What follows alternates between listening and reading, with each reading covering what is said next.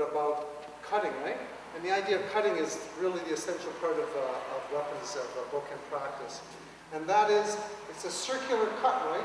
So it goes from here to the top of, from the top of my head in a circle. And then comes right back down to where you start, right? So my position, at least in the style of technique I'm going to show you, starts at the navel and then push out straight, right? And when you grab, left hand is the power hand and right hand is the break hand, right? So left hand is strong, right hand is relaxed. So the idea is any power comes from the left side. Any stopping action comes from the right. Right? And one thing really important, right? You can't use shoulder strength, right? It's not this. It's relaxed. Alright? Also, unless it's a specific, exercise, don't drop the tip. Really, the tip, a little bit okay, right? But really what happens is there's a space in between where your hands are, so the hand shouldn't be tight, not too wide, but about like that, about one grip in between. And the idea is that part can rest, or at least there's a space there for your forehead. And although you drop the tip a little bit, right, don't do this. Because when you come up the other side, right, you shouldn't break the line of your wrist. The wrist should stay rigid.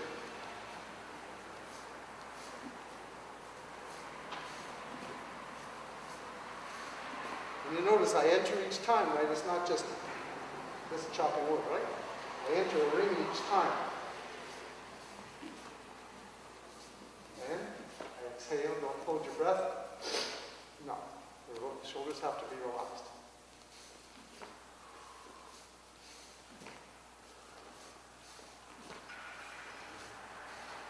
And you notice I'm using the back foot to push off, right?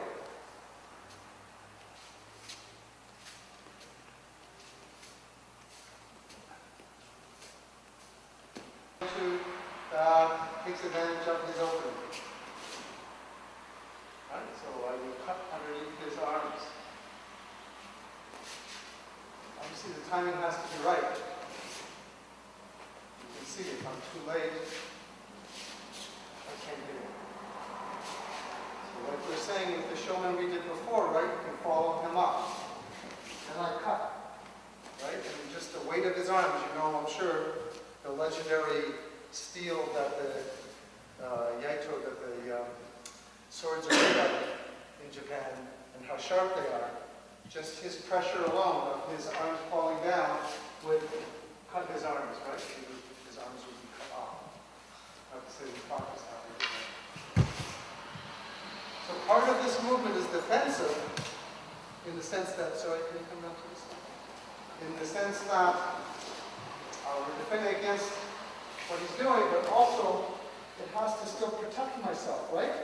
So my position can't be like this, right? It has to protect from my knee up to my head. So not only is it aggressive in the sense of cutting his arms, but in case he survives that, I still have to have a position to be able to move from. Alright? So if you can visualize this, sit down now. If you can visualize this, you have to visualize the person coming in and attacking. Okay. So when he comes to showman right, I go up to meet his attack like we did with the showman yoke, empty-handed. As he strikes, I cut up. Right? I cut up from underneath. And you notice that my whole body sinks down because if I'm like this, I make an opening, right? So not only am I defending myself against his primary attack, I'm also ready to attack or do something else. Alright, so let's try that. I make an opening, right? And he then cuts me. So whenever we do this, we try and keep the tip on center, right? I always want the tip on center, but I can move the grip in off mine. Right? Or a push, after a push. So this time we're going to do Sri Agi Men. So this time with an uppercut. You stay. I'm going to cut up, and I'm going to displace my partner's bokken, right? So I'm not hitting it. I'm not bashing it out of the way. My bokken is on an angle, right? The tip is on the center, but this end is up. As I use my knees, I cut, right? And so what happens is it hits his bokken on an angle like this, right? And also the shape of the back of the sword, right? is such that it pushes the Bokken away. So then I'm free to make showman, right? But what's important about this is you must be in the proper position, right? So for example, if we were to walk in straight, this is the right position, right? If my Bokken's like this, you can see I'm not going to reach my partner. Or same thing, too high, no good, too low, no good. Should be into the throat. The first thing is you have to be in the right position. Then number two, you have to move, not the tip, but the grip end off the line, right? My tip is still pointed to my partner's center. So not this, but this. Then from here, right, I cut up. And you can see it displaces his Bokken, right? Then now I'm free to make showman.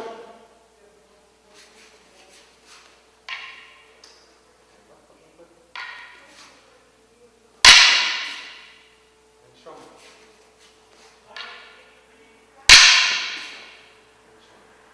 All right, so let's make pairs and let's try this very carefully.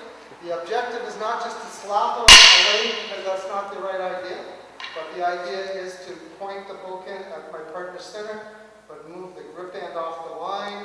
As I still have to slide in, right? I can't do it from here, I still have to slide in, but I make this kind of glancing upward cut, and you can see his Bokken goes away, right?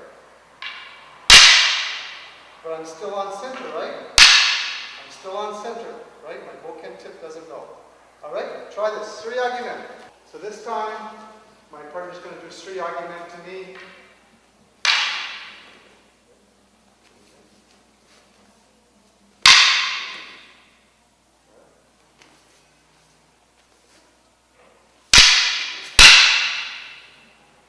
So this is responding back.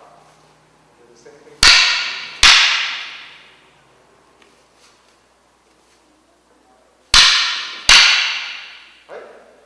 With the Bokken at your navel, right? And then you push out to your partner, or imaginary partner's throat. Right? Don't make too big angle, not too little. Right? When I lift up, don't lift up with the power on top, push out. Right? So it's sort of, even just that, I have to slide in, and as I slide in, you can see the position of the Bokken. Don't drop the tip too much. And keep your hands about 1 fist apart. And not so much that you rest it on your head, but that's the space that your forehead could go into. Obviously, you have to see through your elbows, right? So don't get your elbows in the way. And when I strike in a circular cutting motion, right? Not like this, but I slide and I make a big arc out to where my imaginary partner would be, but then it comes right back to where I started from. So up, out, and back.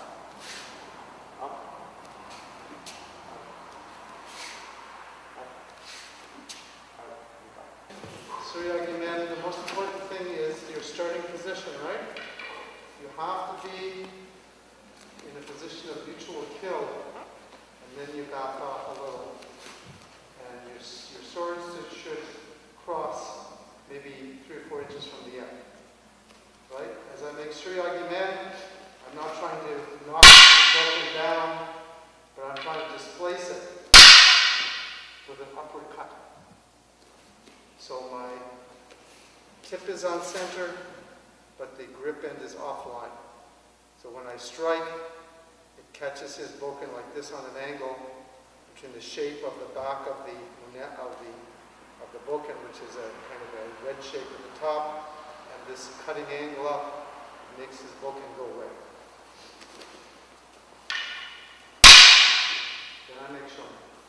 So you have to judge the distance. This is no good. I'm not threatening him, right? I have to move in more. But this is no good either. He can hit me, he can. It's too close.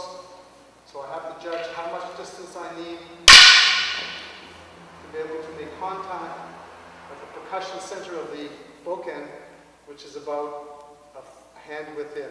It's about here. And that's the place you want to make contact.